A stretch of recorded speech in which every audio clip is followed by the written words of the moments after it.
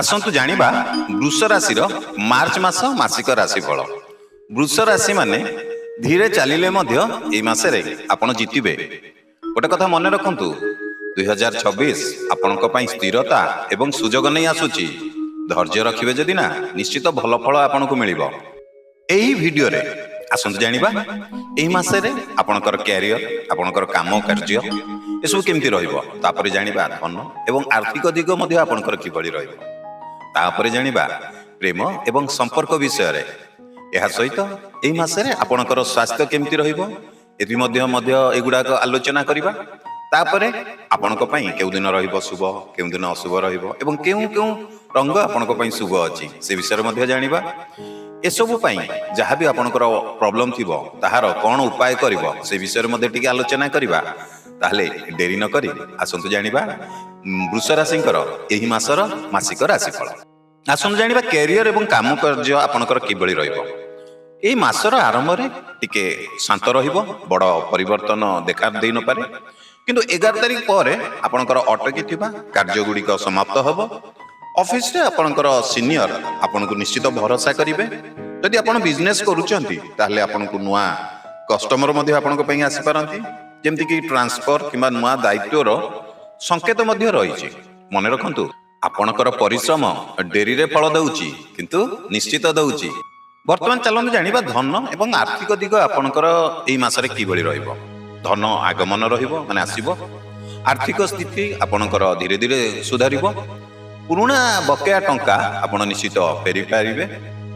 ଅପେକ୍ଷା କରିନଥିବା ଲକ୍ଜରିୟସ୍ ଖର୍ଚ୍ଚ ଆପଣଙ୍କର ବଢ଼ିବ, ଏଟା ମନେ ରଖନ୍ତୁ। ଜମି ସମ୍ପତ୍ତି ଡିଲ୍ ତୁରନ୍ତ ଫାଇନାଲ କରନ୍ତୁ ନାହିଁ। ଗୋଟେ ଛୋଟିଆ ମନି ଟିପ୍ସ, ଧନ ରହିବାକୁ ଚାହିଁଲେ ପ୍ଲାନ୍ କରି ଖର୍ଚ୍ଚ କରନ୍ତୁ।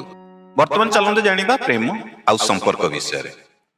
ସମ୍ପର୍କରେ ମିଠାସ ବଢ଼ିବ। ଫ୍ୟାମିଲି ସହିତ ସମୟ ଆପଣ କାଟିବାର ସୁଯୋଗ ମଧ୍ୟ ପାଇବେ। ଛୋଟ ଭୁଲ ବୁଝାମଣା ଯାହା ଥିବ ତାହା ସେଥିରେ ଆପଣଙ୍କୁ ଟିକେ ଶାନ୍ତ ରହିବାକୁ ପଡ଼ିବ। ଯେଉଁମାନେ ସିଙ୍ଗିଲ ଅଛନ୍ତି ସେମାନଙ୍କ ପାଇଁ ଅଫିସ ହଉ କିମ୍ବା ଆପଣଙ୍କର ପଡ଼ୋଶୀରେ ନୂଆ ଚିହ୍ନା ପରିଚୟ ଆପଣଙ୍କର ନିଶ୍ଚିତ ବଢ଼ିପାରେ। ମନେ ରଖନ୍ତୁ, କେବେ କେବେ ଚୁପ୍ ରହିବା ମଧ୍ୟ ସମ୍ପର୍କକୁ ଆପଣଙ୍କର ବଞ୍ଚେଇ ଦେଇଥାଏ। ଏହା କେବେ ପ୍ରେମ ସମ୍ପର୍କରେ ଯୁକ୍ତି ତର୍କ କରନ୍ତୁନି, ନିଜକୁ ଟିକେ ସାଇଲେନ୍ସ ରଖନ୍ତୁ। ବର୍ତ୍ତମାନ ଚାଲନ୍ତୁ ଜାଣିବା ସ୍ୱାସ୍ଥ୍ୟ କିଭଳି ରହିବ ଏହି ମାସରେ। ଆପଣଙ୍କର ଯେମିତିକି ଗଳା ତଣ୍ଟି ବିନ୍ଧା ହେଇପାରେ, ଟିକେ ସର୍ଦ୍ଦି ଥକା ଅନୁଭବ କରିବେ। ଅଧିକ ଚିନ୍ତା କଲେ ଆପଣଙ୍କର ମନ ଟିକେ ଭାରି ଲାଗିପାରେ। ସ୍ୱାସ୍ଥ୍ୟ ପାଇଁ ଆପଣ ଟିକେ ଗରମ ପାଣି ପିଇବା ଅଭ୍ୟାସ ରଖନ୍ତୁ। ଥଣ୍ଡା ଖାଦ୍ୟ ଟିକେ କମ୍ କରନ୍ତୁ। ସକାଳୁ ଟିକେ ମର୍ଣ୍ଣିଂ ୱାକ୍ରେ ଚାଲନ୍ତୁ, ଯାହାଦ୍ୱାରା ଆପଣଙ୍କୁ ଟିକେ ଫ୍ରେଶ୍ ମୁଡ୍ ଆପଣ ଫିଲ୍ କରିବେ। ନିୟମିତ ରୁଟିନ୍ ହେଉଛି, ଯଦି ଆପଣ କୌଣସି ପ୍ରକାର ଔଷଧ ନେଉଛନ୍ତି ତାହେଲେ ତାକୁ ମଧ୍ୟ ଆପଣ ରେଗୁଲାର କରନ୍ତୁ। ଶୁଭ ସଂକେତ କ'ଣ, ଯେମିତିକି ଶୁଭ ଦିନ କ'ଣ ଅଛି ଏହି ମାସରେ? 3 ତାରିଖ, 11 ତାରିଖ, 19 ତାରିଖ ଏବଂ 28 ତାରିଖ। ସାବଧାନ କୋଉ ଦିନ ରହିବେ? ଆପଣ ଟିକେ 6 ତାରିଖ ଦିନ ଟିକେ ସାବଧାନ ରୁହନ୍ତୁ, 14 ତାରିଖ ଏବଂ 22 ତାରିଖ। ଶୁଭ ରଙ୍ଗ ଆପଣଙ୍କ ପାଇଁ ରହିବ ସବୁଜ ଏବଂ ଧଳା। ଯଦି କିଛି ଅସୁବିଧା ସବୁ ଆପଣଙ୍କର ଗ୍ରହ କଟିବ କେମିତି, ଆପଣ ଉପାୟ କ'ଣ କରିବେ? ଶୁକ୍ରବାର ଦିନ ମା ଲକ୍ଷ୍ମୀଙ୍କ ପାଖରେ ଆପଣ ଟିକେ ଦୀପ ଜଳାନ୍ତୁ। ଆପଣଙ୍କର ଯାହା ବାଧା ବିଘ୍ନ ଯାହା ବି ଆସିବାର ଥିବ ସେ ଦେଖିବେ ଆପେ ଆପେ ଆପଣଙ୍କଠୁ ଦୂରେଇ ଯିବ। ବୃଷ ରାଶିର ଲୋକମାନେ ନା ସବୁବେଳେ ଧୀରେ ଚାଲନ୍ତି, କିନ୍ତୁ ସେମାନେ କେବେ ପଛକୁ ଫେରନ୍ତି ନାହିଁ। ଏହା ଆପଣଙ୍କ ଜୀବନ ସହିତ ମିଶୁଛି କି? ଯଦି ମିଶୁଛି ତାହେଲେ ନିଶ୍ଚିତ ଭିଡ଼ିଓଟିକୁ ଲାଇକ୍ କରିବେ। କମେଣ୍ଟରେ ଜୟ ମା ଲକ୍ଷ୍ମୀ ଲେଖି ଦିଅନ୍ତୁ ଆଉ ଭିଡ଼ିଓଟିକୁ ସେୟାର କରନ୍ତୁ। କାହିଁକି ନା ଆପଣଙ୍କର ଗୋଟିଏ ସେୟାର ଅନ୍ୟ ବୃଷ ରାଶିଙ୍କ ପାଇଁ ଗୋଟେ ଛୋଟିଆ ସପୋର୍ଟଟେ ହେଇଯିବ। କାରଣ ସେମାନେ ଏହି ଭିଡ଼ିଓଟି ପାଇଲେ ଆଟଲିଷ୍ଟ ସେମାନଙ୍କ ପାଇଁ ଗୋଟେ କିଛି ଭଲ କୃପା ହେଇଯିବ। ଆପଣଙ୍କର ଛୋଟିଆ ହେଲ୍ପଟେ ଦରକାର।